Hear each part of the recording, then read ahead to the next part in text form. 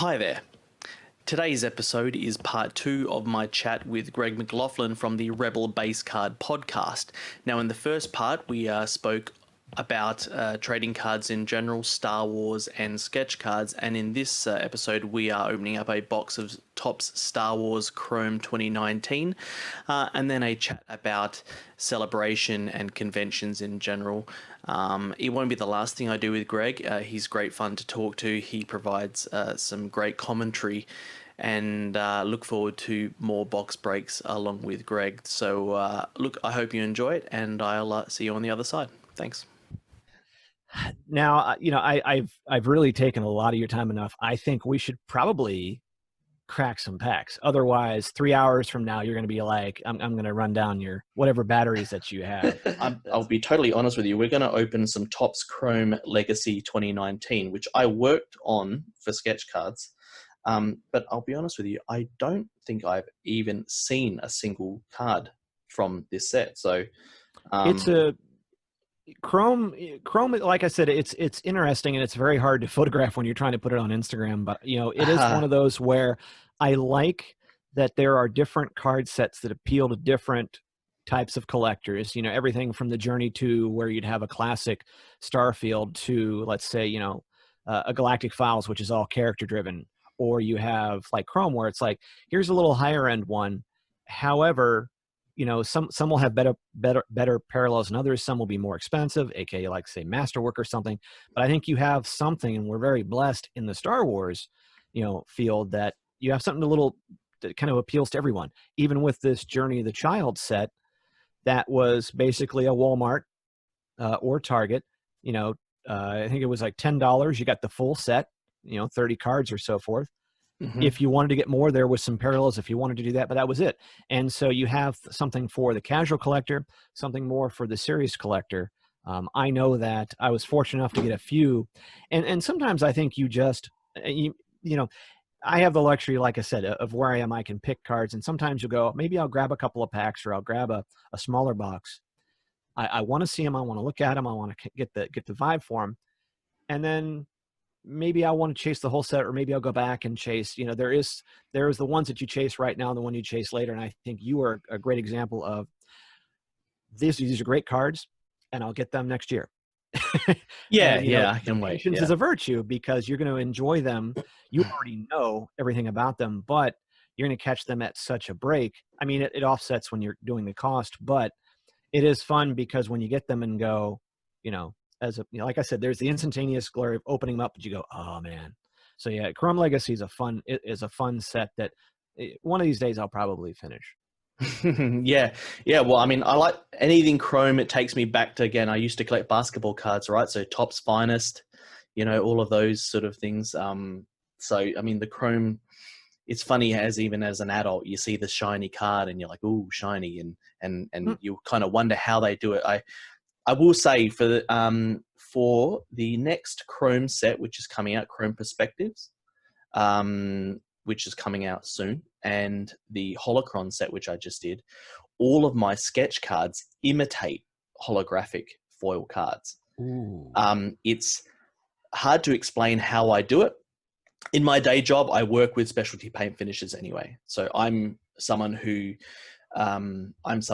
can take a piece of clear glass and turn it into a mirror. I restore vintage antique mirrors and things like that. So I have airbrushes, I have special chemicals, I have all kinds of things at my disposal. And so I have these cards. They're not metallic, but at a distance, not even at a long distance, at an arm's length, you could swear that they were painted onto some sort of strange, unusual cardstock. So nice. Those ones, I'm really excited. I've been holding on. I did Chrome Perspectives, and I've been sort of gagging to be able to show them, and hopefully I can soon. There's been some delays just with the COVID thing, and release dates for trading card sets have been getting pushed back, right? So right. Yeah, that I'm interested. I think it'll create an interesting we'll see what happens with the commissions when these come out. I think it'll be something new, and it's definitely something that I've never seen done on a sketch card before. So excellent. It's good. All right, into it, man. Let's open this box. Get that bad boy open. Yeah. So how much Chrome perspectives have you? So how much of this have you cracked hobby boxes wise? So I was fortunate enough that I have probably the equivalent of. I know that yes, there were 2 boxes within Yep. the 2 mini package you could boxes. get. I have basically the equivalent of 1 package. I had gone into a store and was talking about it, and it was something where like the price at the time was like it's a little high, and he Yeah. was like, well, let's just crack one open. And so the store owner was nice enough to crack one open, took the hits, and he says, you can have the base for X amount. And Right. I left there stunned, going, this is exactly it. You want what you wanted, and I got what I wanted. And because I really wanted to get a gauge for what the cars looked like, what they felt like, so I could talk about them and post them up. But I didn't necessarily needed the whole set right then, as Right. I were. But I've seen plenty now. There we go. Oh, there it is. Oh, there we go. Great. So yeah, I mean these are typical Chrome cards where they're all bent just through the process of all the laminating and the things they do to make these cards. It's a good observation there. Yeah. But yeah, it's always been the case. But the great thing about it is because they've had all those different laminations and layers put on them, they're very sharp. They usually come with like beautiful sharp corners and things like that. And they've actually got this kind of like almost vertical bars going through them, which is kind of cool.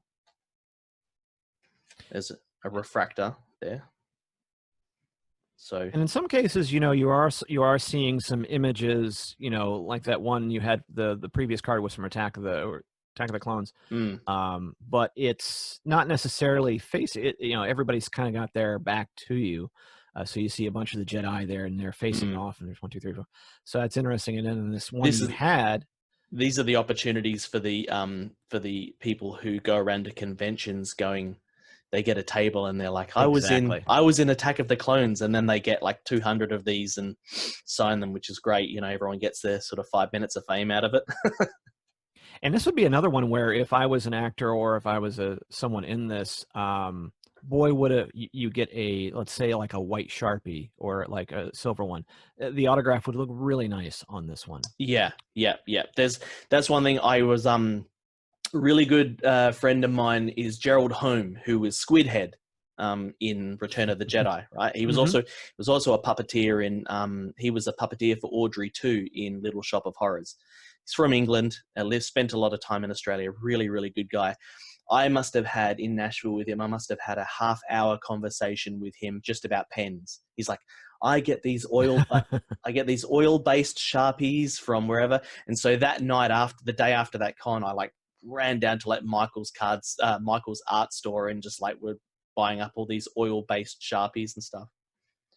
I love this. You have a numbered blue parallel. Yeah. With Rey and Leia, and one of the things that's strong about this particular set is those parallels. That blue, in some cases, in some card sets, you'd have to agree that the parallel version, you go, okay, it didn't really lend itself to be good, but in this case, that blue really looks good. The blue in the Chrome always looks good regardless. I feel like blue and green always look really good. They just really pop.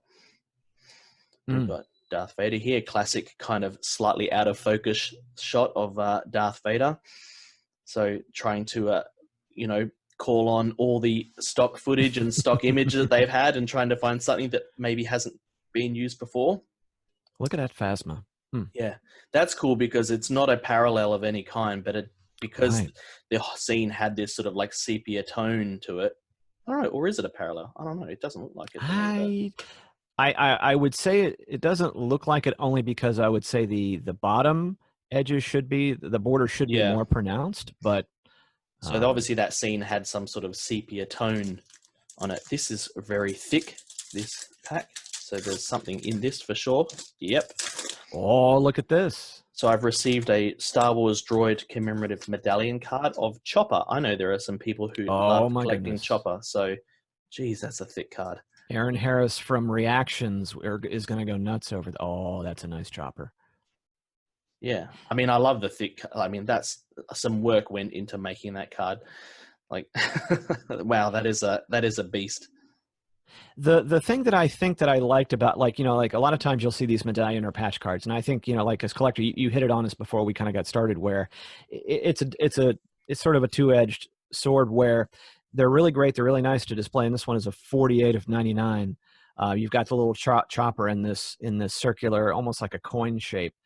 So Mm, it's really nice, but if you're a collector that like me puts their cards in binders, these are obviously a little too big for binders, and so in some cases finding the right way to display these and house them can be a bit of a challenge, especially as you talked about, like if you're getting blaster box after blaster box, then you have this stack of them. So it's one of those where it's, like you're talking about, almost like a manufactured hit, as it were. But yeah. in You this have to learn. case, You'll have there's a learning, probably a learning curve on learning which of the one touch magnetics or the top loaders will hold these cards, like learning how thick the points are, how many points thickness this card is. It is 135 points, is it 70 points, is it, learning those thicknesses so that you get the right magnetic or top loader for it, so exactly. the card is not flopping around in there. Or I'm going to show you this because I brought it home. Now, this came from a Skywalker Saga box, and I don't want to wow. jinx it. But, it's also something, if you kind of look and see here, in some cases, those thick cards can, in this case, it was damaged. Yeah. So, thankfully, it'd been my third box, and this wasn't a numbered, that is numbered. It was a 36 and 99. I like but then it became something where I go, okay, this is obviously, it's still a keeper. I can't really do much with it, but I don't have to feel like I'm holding, Hmm. something precious. I can kind of get it around. And sometimes, like in this case, I brought it from the office because it was kind of, it was a spacer between some of the other cards. But yeah, Yeah. that makes another thing where you have to kind of, if you're trying to keep these, if you get something you really like that's that thick, Yeah. um, you're holding it with kid gloves, or you see those breakers who have like the gloves and everything like that, and that's not me. Well, was it you that was saying?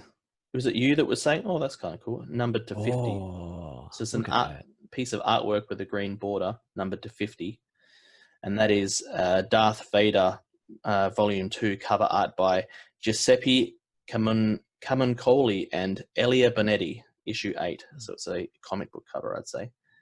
A nice But was insert. was Yeah. it your last interview that you said that your guest was saying that when you get cards that have the black edges, that you want to cut them from the back, because they get that sort of typical chipping that you would Right, get. John Griffith, who does the custom cards, and he, it's a learning process when he was making his own custom cards to, Mm-hmm. how to make them, how to cut them, and things like that. And yeah, you sometimes you take it for granted. You open up a pack, and you don't really think about, the process. It is a mechanical process to get these in there, Yeah. and sometimes in getting them as pristine as this one you have in your hands is base card detonating the sonic charge, which is very cool. There's a lot that gets them, in order for them to look really good. Mm. There's a lot goes into that, Well, they and use sometimes it doesn't work out. huge commercial guillotines to. Oh, that's a cool card. Oh, look at that. That's a great shot too. So Return of the Jedi, you have Leia and Luke on the speeder bike. You've got that glorious green, and this is, and imagine a green parallel of this card would yeah, be that would through the look really roof. good. Yeah. Yeah. I mean, those sort of, again, that's a great action shot. Like, that would make, I'm sort of thinking in sketch mind, like this would make a really good, like, booklet sketch, like a two panel. So you could really zoom in there. Oh, here's another cover. Another Oh, cover card of the Emperor and Darth Vader. sort of a takeoff of Luke, where now you have Vader kind of holding the lightsaber over his head, and you have the Emperor in the background, Mm-hmm. and also that same artist. And you were brave man for taking on that name. I wouldn't have been so. I would have had to probably kind of look at that name for a while before I tried to pronounce it as other Giuseppe. Giuseppe Camuncoli and Elia Bonetti. There you go. Easy for you to say. I'm there we go. R2D2, my favorite character. So It's a nice yeah, shot from it. it looks a prequel shot, probably. Yeah. Yeah, it does. I was thinking it does look like we're on Revenge of the Sith, where they're in the hangar after. You can tell prequel shots because in the original trilogy, because of probably the technology restrictions and that, you rarely ever saw much action going on outside of a window of a ship or a base. because of the technology restrictions at the time, to be able to have a character in the foreground and then the set background and then have like a million things happening in the background, especially something that has, a half a dozen ships all moving around at the same time. I feel like that was probably a restriction that they had in the 80s, that just you could only get away with that, when we had CGI. Well, in that opening of Revenge of the Sith, where George is really onto something, and he really is excited to show you that shot, but you have that first 10, 15 seconds where they're Anakin and Obi-Wan are flying along the capital ships, and then they take that turn, and you're going, okay, now we're seeing it, and it's just everything but the kitchen sink. Of course, we know from the making of, the kitchen sink is in there, but yes, yeah, that you can sort of sometimes. I guess that's a little bit of a part of sort of the magic being lost a little bit, is when you're used to the aesthetic of the original trilogy. It has that look to it, and then you go to the prequels and things have advanced, but the CGI wasn't at a level yet. And so for me, I feel like the prequels were kind of almost soft focus, like everything's felt very soft and almost pastel-y. And then you got the Rise of Skywalker, we've got 3D, we've got 4K. The new trilogy, we got 3D and 4K and all kinds of digital recording, no more film and stuff. Like, it was like super in focus and super like vibrant. And then the prequels were kind of, to me, a bit more pastel colored and a little bit more soft focus. And then the original was the original. Well, and now with The Mandalorian, if you've been watching, or if you've been able to see like the gallery episodes where they had one where they showed the volume, where now they're doing it all with LED backgrounds they're parabolic, they're moving around. Yeah, and once again, Star Wars is pushing the boundaries of what you can do, and it's amazing. Well, if anyone's got the money to do it, then it'll be Disney, right? So look at this Qui-Gon and Darth Maul. Ray Park is Darth Maul, and he's got his lightsaber behind him as he's deflecting a shot from Qui-Gon. What a great shot. Yeah, that is a great shot. I don't think I've ever seen that shot before either. This is a good shot. This is a classic shot. And I will say, from a sketch car point of view, I hate the angle as far as like, this is a really, really good shot, but I really hate the angle that his face is on. There's almost like a 3/4 view, and it's hard to draw. And it's because of the way that the cheek, it's hard for me to draw because of the way that the cheek comes down on the left-hand side of his face there. And it just, something about it is a bit uncanny, and I can never get it to look right. Every time I usually do one just to try and keep, to improve my chops, but it's an annoying angle for a face for me to draw, although it's an awesome shot. And something, and maybe, and you'll notice, and I'm going to go out on a limb here. So, Luke is holding on to the, he's just gotten the news here. He's hanging on. He's got his left arm that's up, that's holding that antenna. But you have all that dark area of his arm, and I think that would be kind of tough, because there's right in the middle of this picture, you have this part of his body that really is just dark. There's no I think that'd be hard to kind of go, or maybe it just be something where, hey, I can work on it's interesting because you have all the background, you have that matte painting background. Yeah. This I don't know if this wouldn't be a fun one to do. I don't think. Not for me. I don't think. Yeah. There's a lot of sort of makeup type stuff as well there, that hard to get colors accurate and stuff. Look at this fire on Finn. Yeah. I've never seen this shot before either. That fire almost looks, well, they've done a tricky thing here, because they've obviously, Finn is not in the chrome of the card, but there is fire in the foreground, which is not sort of chromed out. And then you've also got the fire behind him, which is chromed out. So they've selectively traced, to give to get that foreground fire, and then the background fire, they've kind of selectively sort of tried to create some sort of depth of field or something here. Yeah. That's I do like that scene though. Okay. Oh, here we have a very classic. The Drew Struzan artwork for the Empire Strikes Back.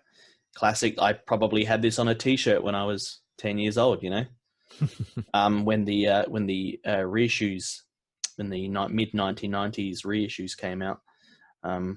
Classic shot. There you go. Empire Strikes Back Special Edition. Another prequel card. Here we have, Attack of the Obi-Wan, Clones. Padme, and Anakin from Attack of the Clones in the arena. Yep. And all right, we're down to 2 more packs of this particular box. Keep moving along here. So another Darth Maul. We've got the Space Slug escaping the asteroid. I don't know. You've played Card Trader before, haven't you? No, I haven't actually. I heard you talking about it. I was actually repainting a room in an investment property when I was listening to those episodes. I was like, Brent, don't get involved in another thing. Nope. It's still good to pay bills and things like that. Don't make the same mistakes that some of me and some of my friends made. It's a nice piece of concept art. It's a wicked concept art panel. Oh, it doesn't credit the artist on that one. Final Duel, like classic shot. Return of the Jedi is probably my favorite film. Nice shot of Camino here, Obi-Wan.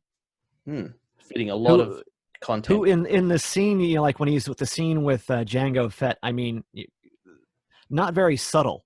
You know what? There's that back and forth between Obi-Wan and Jango where they're just like, you're really, there's a very thin veil between what you're both trying to say. Obi-Wan's really doing a very poor bit of investigation and interrogation. Yeah. There we go as well. Oh, I do like that. The Planet Core from Phantom Menace. Got another cover card here. Oh, look at that. That's a great shot. Oh, very nice art card. Card has like a ridge on it, which is kind of interesting. Alex Ross, another amazing Marvel, DC, Dynamite artist.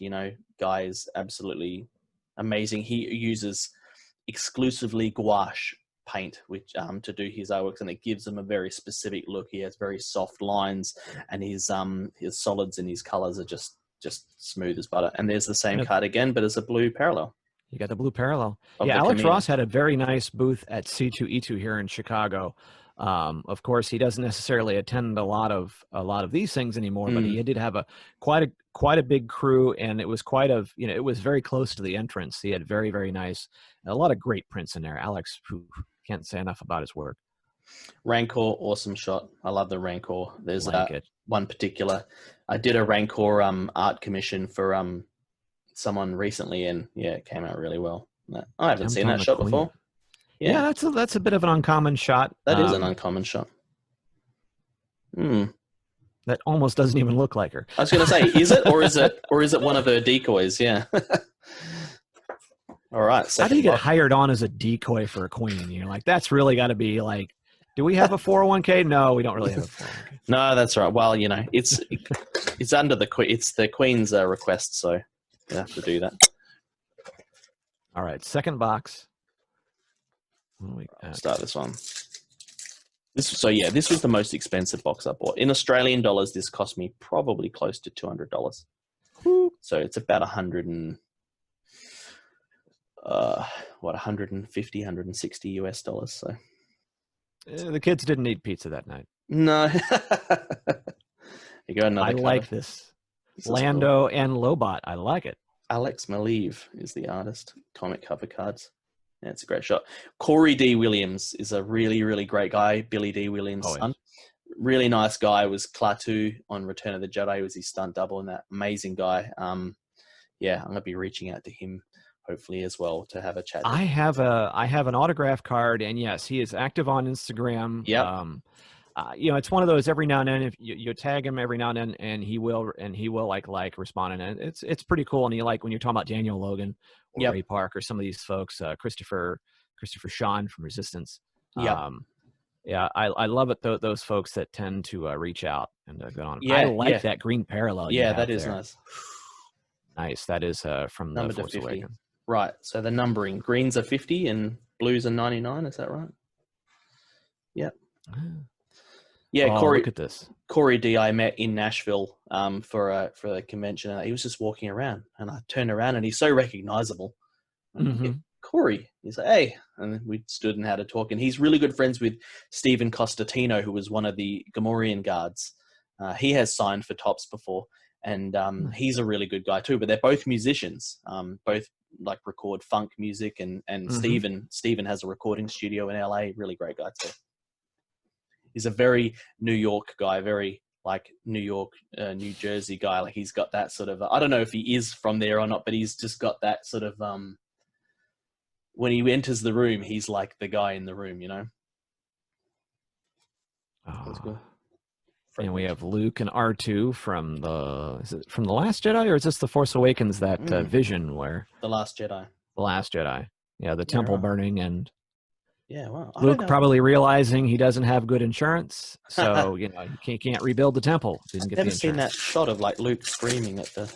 Yeah, that is a little more face than you've seen in that. Oh, look at this. This is that classic sort of yellow tone, sort of washed out, sort of New Hope look, with the Tatooine scenes and stuff. You've got the Tusken Raider about ready to try to, beat up on Luke. And Luke really, when you look at him, got off light compared to that gaffy stick. Yeah. And Imperial Walkers. Oh, what a classic shot of all four of them. Yeah, wow. Oh, we got something coming up. Numbered to 10. Something ooh, numbered. Ooh. The trash compactor scene numbered 3 of 10, which is really cool. That's a good shot too of Luke holding the gun like that. That'd make a great. Yeah, I like you have Chewie in the background, Princess Leia. Yeah, that's a great shot. That's a great card. That's a great card. Yeah, that's really good. Luke's revelation. So him finding out is this where he finds out that Leia is his sister? Mm-hmm. Yeah. Somehow I've always known. Yeah. All right. Yeah, well, I guess we won't go back to the point where they kissed then, will we? So it was for luck. Yeah. Christopher Lee as Count Dooku here in that last card. He I never knew these are the things that Star Wars have done for me in the more recent times, is they get these cameos from actors, and I'm 37. I didn't watch black and white horror movies and stuff, and I didn't realize who Christopher Lee was. I didn't realize that he was like this, major actor from, some of those classic movies. Him and Peter Cushing both did all those Hammer films of the 50s and 60s. Yeah. And yes, just an amazing actor. They were lucky. I wish we would have seen a little more Count Dooku. We could have done less Grievous, more Dooku. Yeah, right. Actually, I tell you what, I don't follow the animated series yet. I haven't done. That's a great shot. I haven't followed the animated stuff yet, and but it was interesting to hear the story of last week of Grievous and how he ended up with that cough in and that I didn't realize that there was a whole thing behind that. There was a whole story behind how he sort of got that chest infection. That Tartakovsky Clone Wars cartoon, which is really good. And I had those discs, and I got all... Speaking of Grievous, oh my God. Speaking of Grievous, there you go. 26 out of 50 Matthew Wood autograph. That's nice. That green is sharp. That's sharp. That's on card as well, which is nice. It's not a... Great pull, kid. Very nice. Not a stickered autograph, which is really, really cool. That's the thing that's missing. I really something to be said for when they send the cards to the talent to get signed, which is, always much nicer than pulling a sticker autograph, which is kind of cool. Ray at home and... Yeah, then you're like, and there's the rest of the box. And there's a couple of... Yeah, no, I won't count. This will fill out the binder, sure. Escaping Canto Bite. Yeah, I haven't seen that shop before. I'm actually really surprised. I thought this box was going to be just stuff I've seen before, See, this is good because if this was Instagram Live, you'd lose pretty much 3/4 of the audience as soon as you pulled that Grievous. It'd be like, okay, bye. Yeah, that's blue, numbered to 99 again. For the Jedi Archives, where you have Jocasta New in there, that's a perfect... That blue really... Oh, man, like you're saying, it really complements him. What's the number on that one? It is 52 of 99. Nice. This is a weird side thing, but I'm only going to say it because I've seen this shot before and it does it to me every time. This reminds me of the old lady in the library scene from Ghostbusters. There's a library. There's an old lady with white hair. I'm like, this is Ghostbusters. It's basically Ghostbusters. And probably nobody went back into the archives afterwards because, of the old lady, the ghost. Anyway. General Leia and the fight on Mustafa. Oh, I've still got 2 packs left. That's actually quite good. When they do the sabers and they leave the relief, so there's no real color in there, they really pop. Okay, classic. Again, this is what I was saying about like poses with Han and the faces and stuff. I mean, you could clip 5 seconds of footage around this shot, and there would be 5 different expressions that he makes in that shot. His face is like really expressive, and he really sort of like plays up all the facial expressions and stuff. And, one of my knocks when it comes to Return of the Jedi is, in some cases, when you saw The Force Awakens in dialogue, is there was a lot of like the gang's all here, where it was kind of some convenience. But some of those shots, especially with Han at the bunker, where he's like, after he realizes that I got it, and then he ends up closing the blast door, and he has that look. And there's some of those things where sometimes the less he said or did, the scene was so much better than, hey, it's me, or some of those where you're kind of even in The Force Awakens, where some of that dialogue was like, okay, hey, we'll just blow it up again. You're like, sometimes that less is more, or you go, he can give you so much more. You don't have to worry about making it cute. He'll make it cute. Part of his character is like shrug things off. Like, I've seen it all before. This isn't the worst. This isn't the worst situation I've been in. There's a refractor there. Oh, nice. Kind of cool. That's a great shot too. Speaking of Han and Carbonite and Lando over. You don't really see a lot of the Ugnaughts either. This classic Star Wars poster shot. I'd actually love to know who did. Oh, that's the soundtrack artwork. Yeah, a lot more Y-wings in that. And yeah, there is. That's right. It almost looked like there was more than one Falcon. I don't know if sometimes I've seen other like larger shots of this, and you kind of go, it's a much different. There's something different kind of very strange looking there, which could almost be another Falcon, and that's a great shot too. A dual on Starkiller. Oh yeah, and the chrome really lends itself to that sort of, the snow flowing through the sky sort of thing. Last pack of the last pack, and it's not going to play nice. There we go. It's not going to play nice again. Oh, first double. Yep. That's all right. The Clone Wars beginning. Okay, so this is this is still movie stuff. So, Attack of the Clones. Yeah, that shot at the end with the clones that goes up, and then everyone realizes they get much better helmets later. Yeah. Oh, concept art. Well, that's just pretty polished. Concept Phasma. Pretty polished concept art, that one. Oh, this is stuck to another card or no? No, it's just quite thick. Who's the? Does it say who the artist is? No, it doesn't. It just says Captain Phasma. Yeah, that is thick. That is thicker than. Yeah, that is. It's like twice as thick. It's like really stiff. Yeah. Admiral Motti. I find your lack of faith disturbing. I find that collar be very, very uncomfortable to wear. Yeah, that's right. I'd be doing that anyway, even if I wasn't getting choked out. Yeah. No, it's the Force. No. And Bacamord. Wow, is that almost looks like a staged shot. Yeah, the shot of Grumpy Luke, as I like to call him in the Falcon. Don't worry, we'll superimpose the dice in later. Yeah. And that's it. That's the box. And look, I mean, again, can't be. The chrome cards always look great in that. The last chrome box I opened was, I can't remember now, but they had wanted posters. They had like wanted posters as inserts. And that. Can't think of what they were now. And there's all these sort of galactic text, the unreadable sort of hieroglyph sort of writing on them. They were great. And galactic files. The last stuff I bought was when I was overseas. So I bought a couple of. I was at Toys R Us in Canada, in Toronto, and I bought some packs of Galaxy at a Toys R Us, just individual packs for like $3 a pack or something. And then when I was in Nashville last year, I bought a blaster of Skywalker Saga, which I have a hobby box to bust open. It's a great set. Yeah. Again, like I can't really remember a lot, but I remember seeing the patch, the insignia patches, so the single letter patches, which kind of cool for a manufactured sort of hit. They're pretty cool. Yeah, and as far as that, I'm sort of.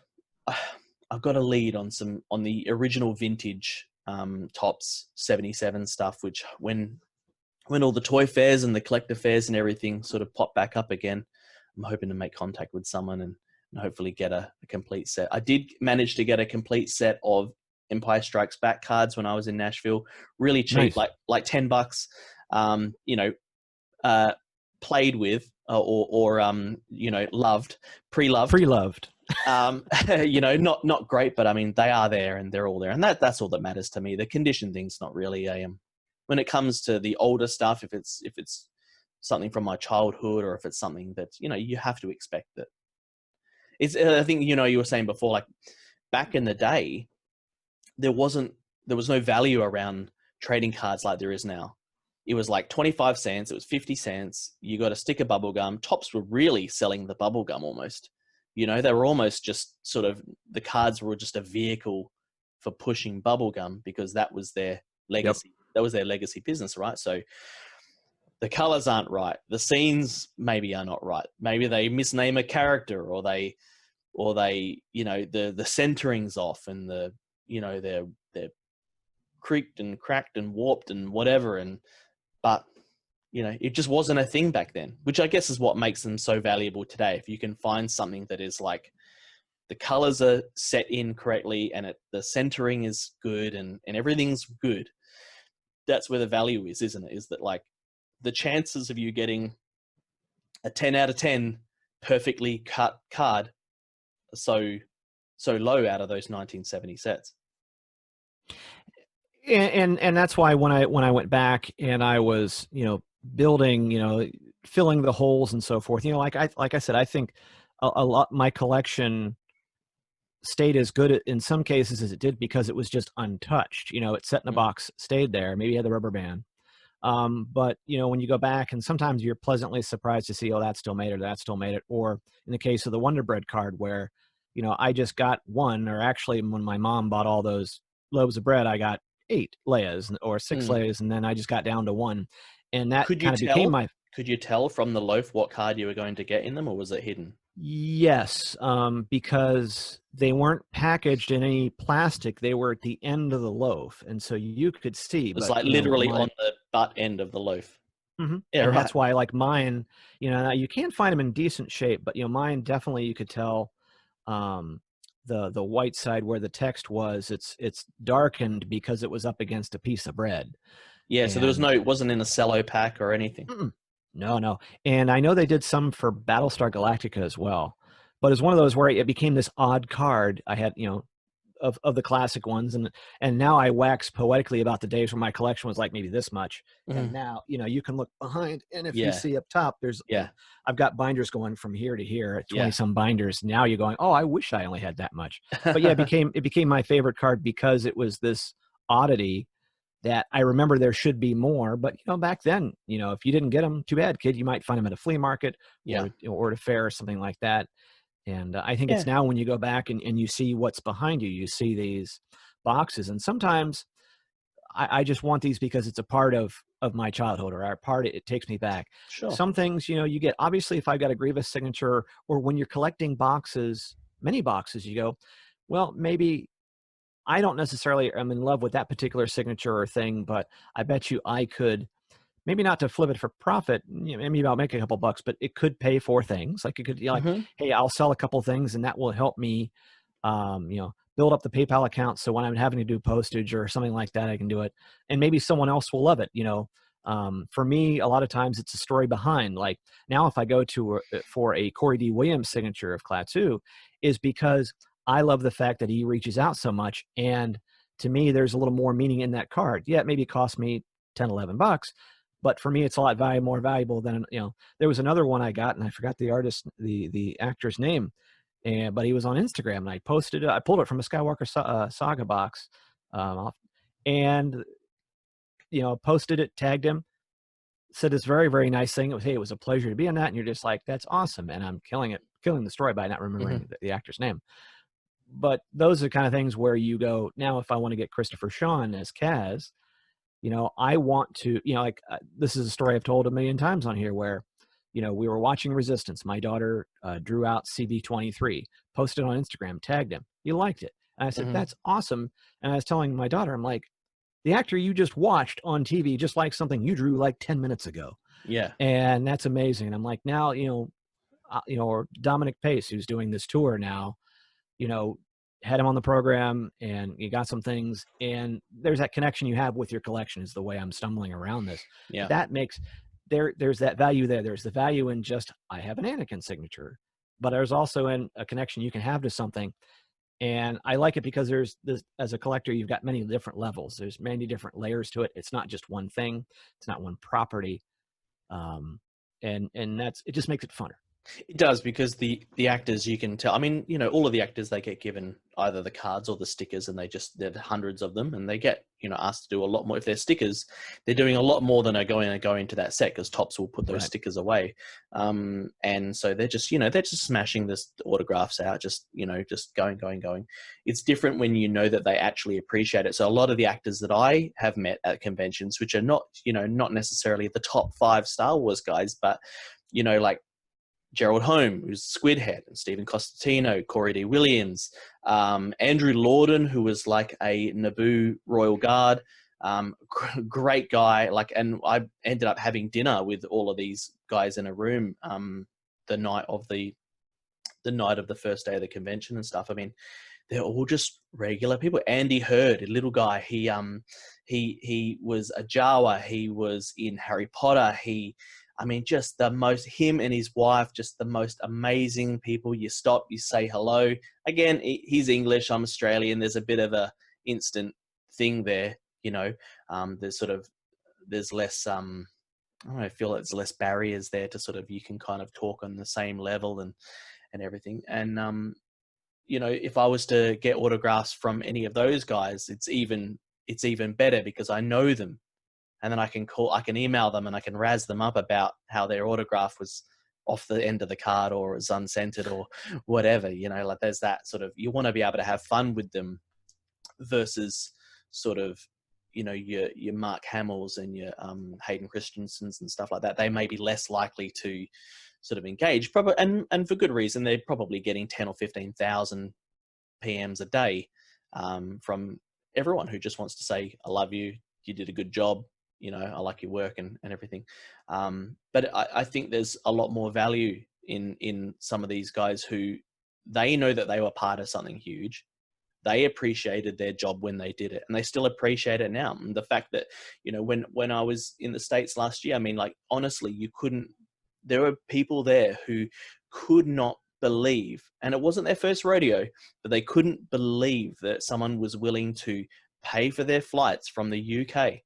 There were 21 Star Wars actors on one plane from the UK to Nashville last year, all on one plane. And they all knew each other. Pam Rose and Sean Crawford and just all kinds, and you can just tell they appreciate the fact that they were in something big and that they're part of something big, And, as a fan,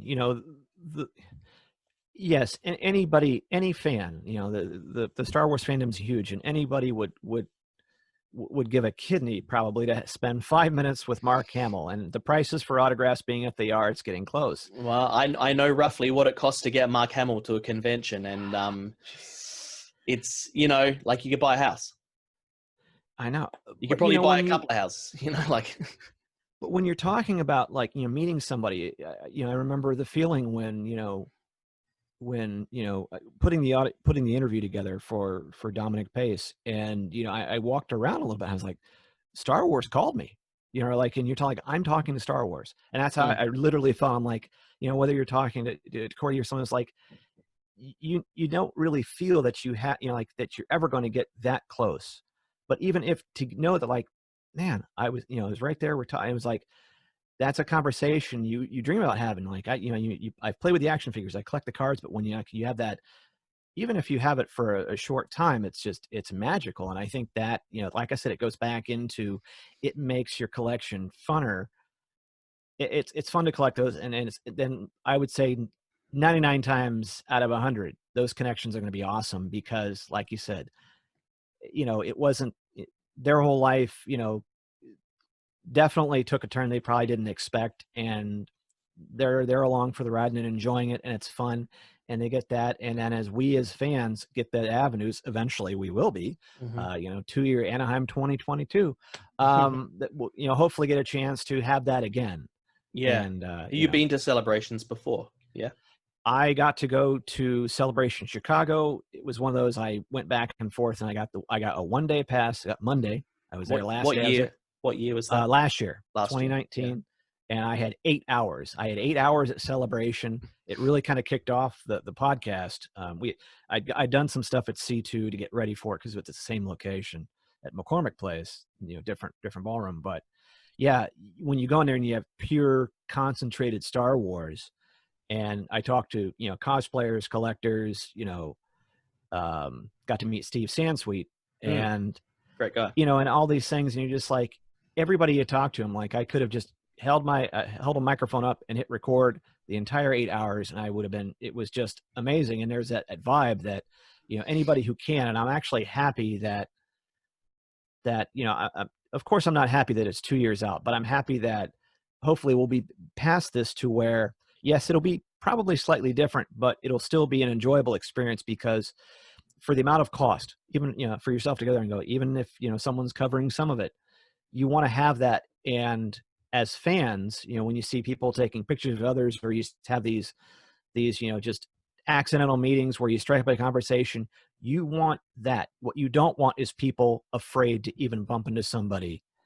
You really want to be past that. And I think that takes, yes, it, and I also like the fact that I know that there's going to be another Celebration, because some of these events, some of these folks are probably had to take their tent and go home for good. And so what I think we all as Star Wars fans want is something that akin to that,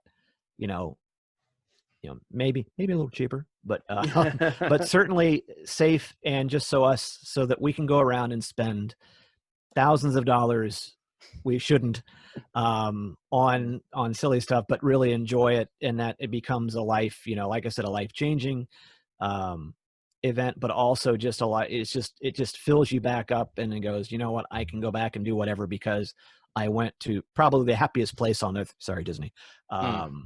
Galaxy's Edge is a close second. Yeah, Celebration's right up there. Yeah, I mean, I guess it's one of those, for someone who even likes Star Wars moderately, it's one of those things like, well, I guess especially for me, because I'm so far away as well. Like for me, it's like, I'd like to go to Star Wars Celebration, bucket list. I'd like to go to San Diego Comic-Con, bucket list things. Like I'd like to go to, C2E2, or to, the E3 Expo, or whatever it is. Like there are those things, and Celebration is on those. Like I've heard the stories, and I've heard about waiting in line for 3 hours, waiting in line for 2 hours. And I mean, I've been to Disneyland, and I mean, I don't wait in line for 2 hours for anything. So there were rides. We made the trip out to Disneyland, but you know what? I still, even after, for 4 people to go to LA for 2 weeks over Christmas and then go to Disney, I mean, it's not, nope. I don't even need to tell you, it's not cheap. And we still weren't going to wait 2.5 hours to go into the Haunted Mansion. So, like Celebration could probably be just both amazing and kind of possibly even frustrating, but also just exhausting as well. Like walking around, just sort of so much to take in, and because obviously everything is, like you said, it's so concentrated. It's not like Comic-Con where it's like, well, I'm a Marvel, I'm a Marvel guy, so I don't DC whatever, or I'm not a video games guy, so all of that can just, whatever. I'm not, those Comic-Cons and stuff, you can get around still, because you sort of, you got a path. If you're at Comic-Con, you might be like, oh, I want to go to the Tops booth, I want to go to the Sideshow booth, I want to go to the Star Wars booth, or whatever, and you can sort of get around. Whereas with Celebration, it's just like, well, I want to see all of it. I want to see like everything here, and then I'm going to try and squeeze that into, and that's why I didn't, in that time, I did not get in an autograph line, although I should have gotten the Peter Mayhew, rest in peace. But I knew I had 8 hours, and so I knew I was going to meet up with a few people, and I got to, and like I said, you can go around in a Celebration and say, look, I'm not going to spend several hours in a Funko line, or if I go multiple days, maybe one day I'll do that. But there's so much to see, and just talking up with people, that you could have just as great a time. There's going to be plenty of stuff to buy, trust me. And then you just go, and I think that's even the folks who have the booths where they stay in one place and Celebration goes past them. That's also not a bad way to go either, because eventually, you stand at the entrance, all of it's going to go past you. Yeah, I think talking about Mayhew as well, like the catch-22 is that, he, towards that end of his life, I mean, he was not in great shape and probably wasn't thrilled to be sort of having to, like, he's not comfortable, he's not well, and you got to wonder sometimes, like, were you seeing him at his best, and was he sort of like, you can tell from his autographs, especially through cards and stuff, you can just tell, like, as he gets those later years. I mean, it's a sad, you don't want to see anyone, really pass away, and especially not someone who's from your, maybe such a big Right. part of your childhood and whatever. But I guess in a way you get to remember him. I would say this about anyone. I'd say this about your grandmother, really, is that, like, at least you get to remember, like, him the way you want to, rather than go, I waited in line 3 hours, he barely looked at me, signed my thing and gave it to me. And it's not his fault. He wasn't well, and he probably had 6,000 people to see that day. But I guess you sort of, you weigh it up. Like, I don't really do the autograph thing. I've only ever waited in line for one autograph ever at a convention, and it was Christopher Lloyd from Back to the Future. Okay, that's pretty Great guy. solid. Yeah, it gave me, I mean, I loved Back to the Future. My kids loved Dennis the Menace and the Addams Family, as do I.